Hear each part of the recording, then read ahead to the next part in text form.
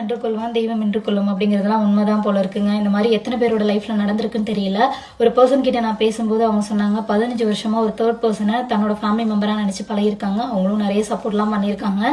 சடனா ஒருத்தி வந்திருக்கா. ஆனா இவங்க வந்து எப்பயுமே வந்து அவங்கள ஒரு வேற ஆளா பார்த்ததில்ல.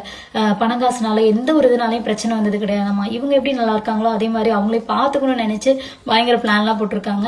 அப்ப அந்த சடனா வந்து அந்த பர்சன் வந்துட்டு இது எல்லாத்தையும் குழப்பி இவங்க கிட்ட எல்லாம் ஒண்ணுக்கு ரெண்டா சொல்லி கொடுக்கும். இவங்க அதை அந்த ஃபேமிலி புரிஞ்சுக்கிட்டு அந்த பர்சன் கிட்ட சொல்லியிருக்காங்க, இதை நம்பாத, இவ ஒரு ஃப்ராடு, இவ்வளவு முதல்ல துரத்துன்னு சொல்லியிருக்காங்க. ஆனா அவங்க அதை கேட்காம அவ சொன்ன அந்த வாச வார்த்தையெல்லாம் நம்பி அவங்களும் ஏமாந்து இந்த ஃபேமிலியை விட்டு டோட்டலா பிரிஞ்சு போயிருக்காங்க. லாஸ்ட்ல அவங்களால எதுவுமே அவளால பண்ண முடியல, அவளுக்கு எதுவுமே கொடுக்க முடியலங்கும் போது அவ வந்து ஏமாத்திட்டு வேற ஒருத்தவங்களை போய் இப்ப வந்து ஏமாத்திட்டு இருக்கா. இந்த மாதிரி நாங்க எல்லா லைஃப்லயும் இருக்கும் போல இருக்கு, என் லைஃப்லயும் இருந்துச்சு.